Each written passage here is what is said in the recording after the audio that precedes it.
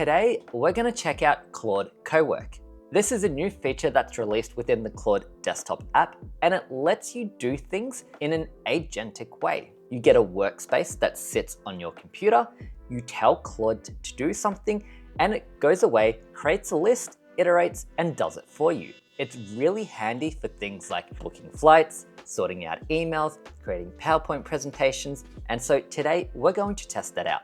I'm going to run through a real-world scenario that I currently use Claude for, and that is as a personal coach.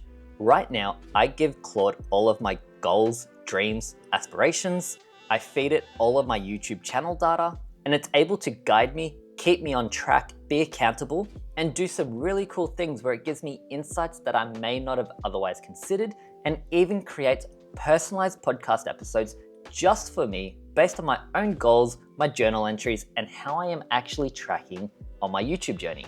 I get a lot of value out of it, and so that's what we're going to try to replicate today using Claude Cowork. Before we jump in, I wanted to let you know about 2 free resources that I've created for the community. First, if you've been looking to land a job in IT, but you don't know where to begin, I've created a 7-day free mini course. I'll put the link to it down below. It's completely free, no strings attached. Those are 2 freebies I wanted to let you know about. Now, let's see if this tool is any good.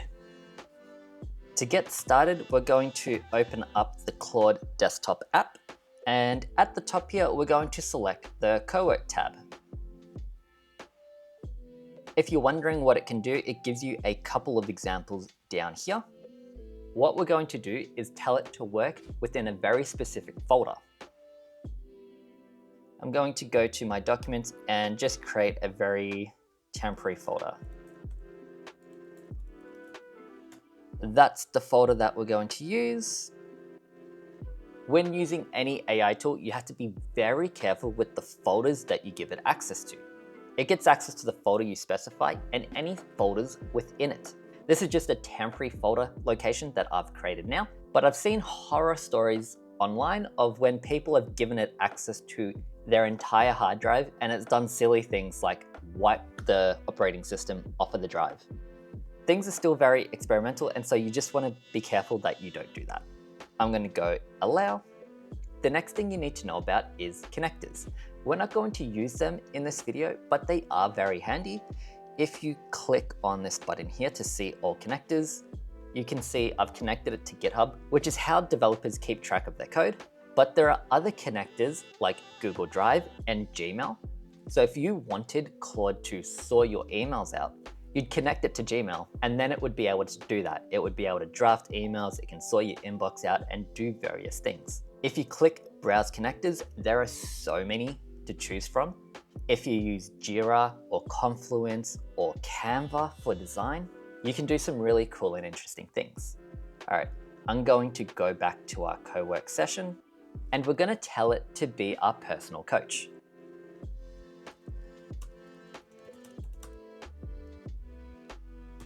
Cool, so we've got our prompt and we're going to see what it comes back with.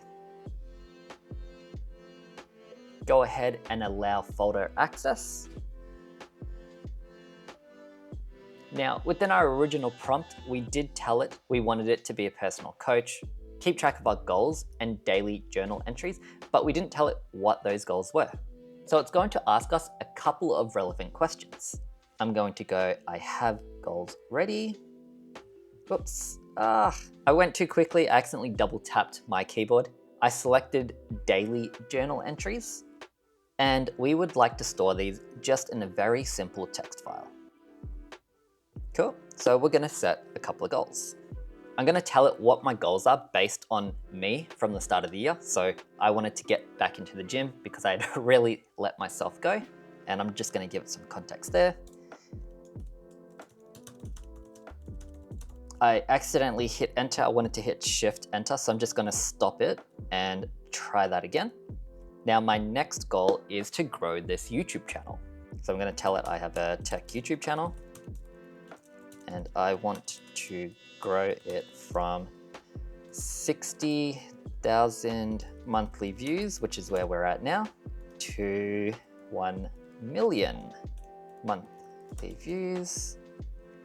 Those are my 2 main goals for the year, so I'm going to send that off to Claude. It's going to ask us a series of relevant follow-up questions. I'm going to say motivation, 3 days a week, 1 video a week. I'm going to put something else here. There's going to be no fixed timeline. You can see while it's thinking and replying to us, it has a task list in the top right-hand corner, and it's telling you exactly what it's doing at all times. It also shows you the files that it's created. If I go into that folder, we can see that there. It's given us a solid foundation. Now we're going to chuck our first journal entry in. It's logged our journal entry, so let's have a look at what it's actually recorded. If I open up the file, we can see it's put a summary of our goals and it has our daily journal entry here. It's a good start. Now, an interesting observation just on my part, this is a very minimal file. Like, the details that Claude has captured in here is minute compared to what Claude Code did. I'll show you my current personal coach that I set up with Claude Code so that you can see the difference. With my Claude Code setup, it created an individual folder for YouTube.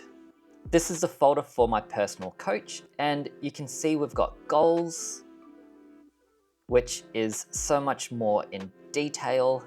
Like, there's 270 lines all up, and certain milestones that I want to hit. We've got journal entries, just overall a lot more comprehensive. Now we're going to do some really cool things. First, we're going to give it data from a business. So in my case, I'm going to feed it all of my YouTube analytics, and I'm going to see if it can help me formulate a plan to hit my goal of 1 million monthly views. I've got over 100 videos on my channel, so it should be able to sort through all the data, tell me my best performing videos, which ones have the highest click-through rate, and just generally guide me on what topics I should talk about next. So I'm going to head over to my YouTube analytics.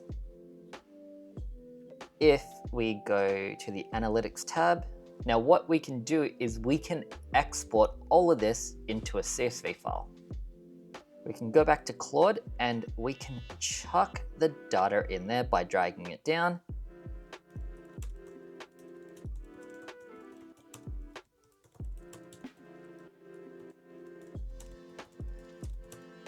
We're going to get it to sort through the data, tell us which videos have performed the best, which ones have the highest click-through rate, and what topics we should focus on for our next video. It's able to correctly identify our top 5 videos. The click-through rate is nice because as an individual, it's very hard to find out which ones are best. I've got to manually click into each individual video, go to the analytics tab, go to reach, and then click on impression CTR. And even then it fluctuates. This is an example of a bad thumbnail where it starts at 0, it goes up to about 3.5, and then it goes back down. That change over time is hard to track, and I have to click into each individual video to know which thumbnails are working and which ones aren't. This right here is really cool. It's a great value add. It's given us some key insights. Now, anything AI comes up with, you do have to double check and validate yourself. So with these key insights, yes, I totally agree. I know Home Assistant stuff and Raspberry Pi content does really well. It's telling me I should make more of it, and I really should. But I don't want to be just a Raspberry Pi or just a Home Assistant tech channel. I want to talk about other things that interest me as well. The key takeaway it's come up with is don't chase trends, keep making the tutorial-based content, which it is pretty much correct. Overall, pretty good insights. The final thing I want to test out in this video is, can it do the podcast episode creation for me? We're going to do this by telling it to create a podcast episode based on our goals, journal entries. It'll call an 11 Labs API. 11 Labs is an AI platform that lets you take text and turn it into realistic sounding voice. So I'm going to say, I want you to create a podcast episode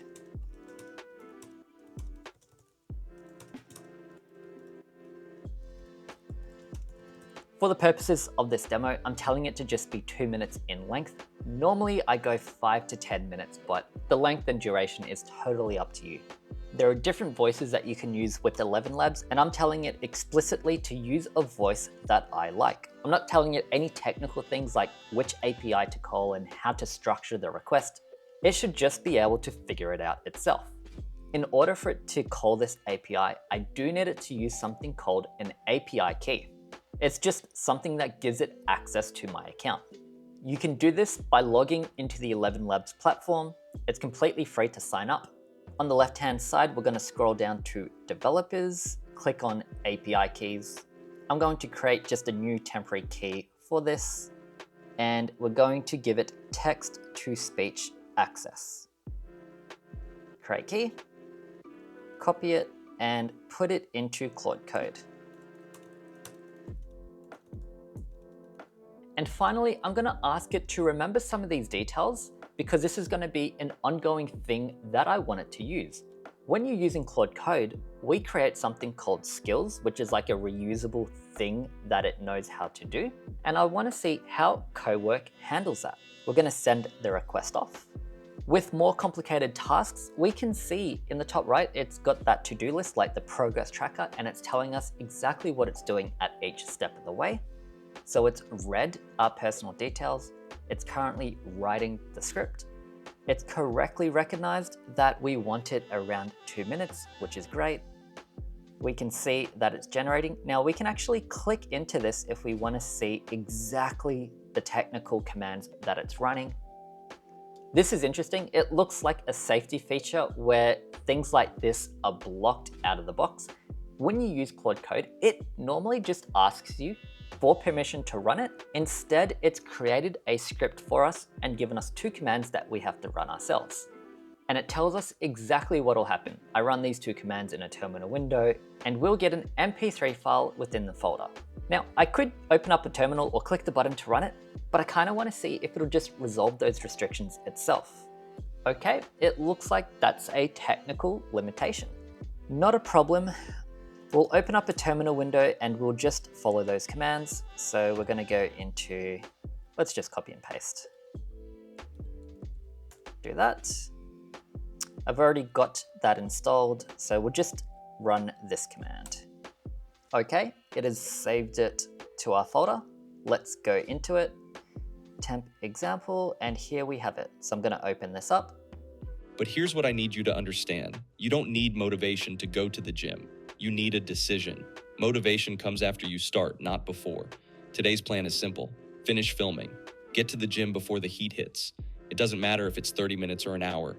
What matters is that today you prove to yourself that you're someone who shows up. 3 days this week. That's the only target, not intensity, not personal bests, just presence. You've already shown today that you have the discipline.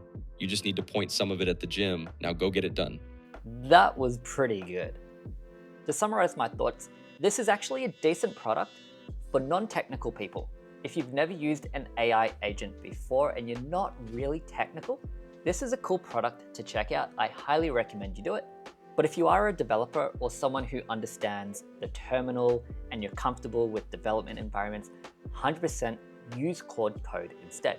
This isn't a replacement for Claude Code, and it does things in a slightly less optimal way. So overall, if you haven't used AI agents before, definitely a tool worth checking out. Really simple, and it looks like you can do some powerful things. If you decide to check it out, I'd love to know in the comments down below, what are the use cases that you're going to use this for? As always, thank you so much for watching, and I'll catch you in the next one.